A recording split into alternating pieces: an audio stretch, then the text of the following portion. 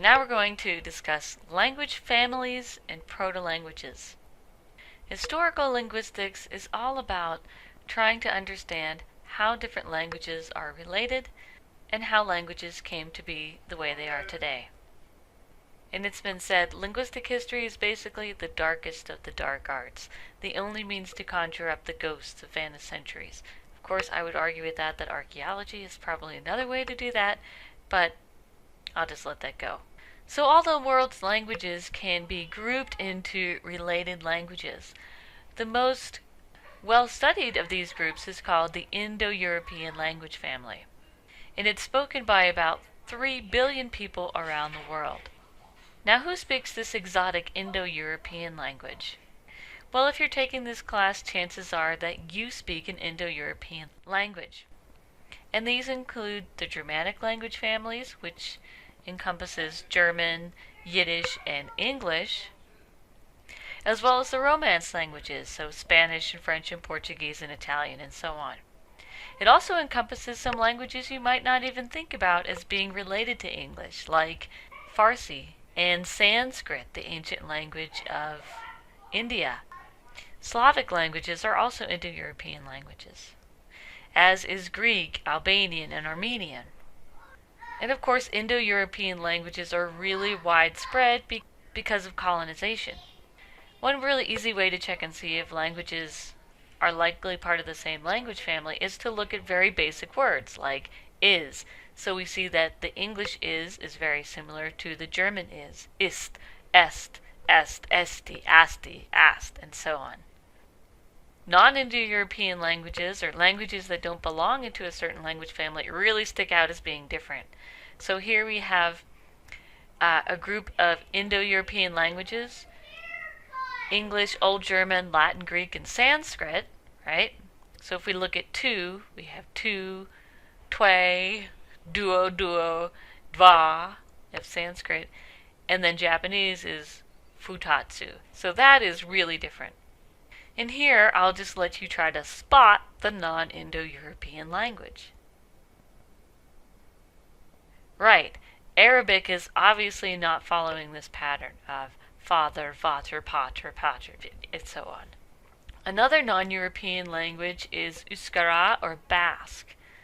So if you look at the numbers in English and compare them to Euskara, they're very different from other Indo-European languages. And in fact, Basque is what's called a language isolate, meaning that it doesn't have any known related languages.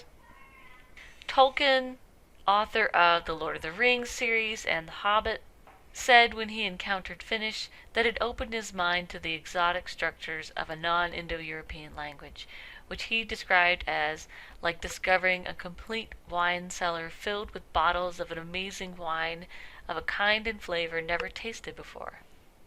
So we can say that there's an ancestral language to all these Indo-European languages, and these ancestral languages are called proto-languages.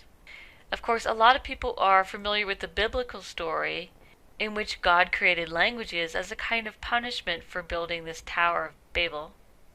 And so languages were confounded or confused as a kind of sanction against humans trying to build this tower up to the heavens. Linguists, of course, think that languages develop from other languages. And proto-languages, as I said, are thought to be these ancestral languages from which related languages develop. And we can see this process happening today, where languages that really are English, like Scottish English, sort of sound like English, but in some cases it's so difficult to understand for like an American speaker that they really are mutually unintelligible, which would make them two different languages. I went to Craig Newton. I just put down to Royal Edinburgh College to help get the job. There's too much discrimination in this town, man. Because they're both schools, right? How many O grades did I get? Could be like 6, could be none. It's not important. What is important is that I am, yes? Yeah, cool. Whatever you say, man. Sorry, you're the man, the dude in the chair. See, for me, it's got to be the best, or there's nothing at all. Like, things get a bit dodgy. I just cannot be bothered. But, hey, I get good vibes about this interview thing today, though, man. Seems to me like it's going pretty well, eh? For a long time, this wasn't appreciated, that there was some ancestral language from which other languages sprang, until Sir William Jones came along. He was a judge living in India, and in his spare time, he documented similarities between two wildly different, or supposedly wildly different languages: Sanskrit, the ancient language of India, Latin, and Greek. And he found that there were so many similarities that they had to be related. They had to have sprung from a common source.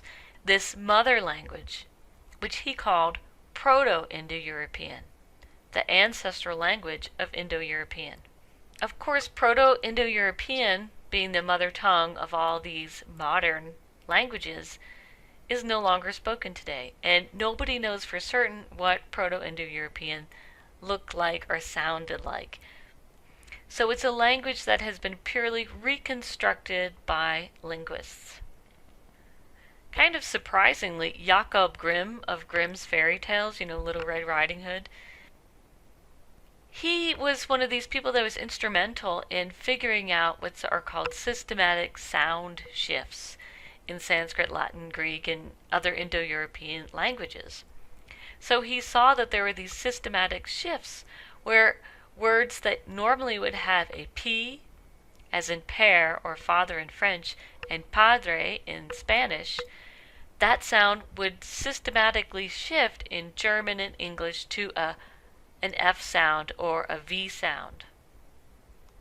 And this is what's known as Grimm's Law.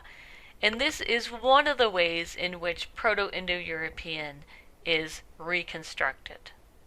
Certainly one of the most debated topics in historical linguistics is, where did Indo-European come from? Who were these people that brought this language into different parts of the world? If you look at the words that are common to Indo-European languages, you see that this ancestral language likely had words for birch tree, beech tree, fir, oak, willow, snow, cold, winter, bear, fox, and so on. But no words for things like elephant, monkey, tiger, fig, grape, olive, palm, and desert. So you might be saying, so what? What does this tell you? It tells you that people who were speaking Proto-Indo-European were probably coming from a place that was a temperate forested area. So you probably shouldn't be looking in Africa. You probably shouldn't be looking in jungles of India where tigers live for the source of these people. This is also of great interest to archaeologists, because archaeologists want to know about how people migrated from one place to another. And this is interesting because these migrations are traced using linguistics, they're traced using archaeology, and more they're being traced using genetics. What's even harder is to try to understand what the mother tongue of all languages are, because they have changed so much over time, or even if there is a mother tongue. So this is hugely controversial. There's a proposed mother tongue called Nostratic. The main difficulty is that you have to compare languages that are already reconstructed, like Proto-Indo-European to, Proto-Japanese. And the world is full of what's called false cognates, words that sound the same in different languages and have the same meaning, but they're not derived from the same source. And so you can get a lot of kind of false positives with this attempt to look at the very earliest language.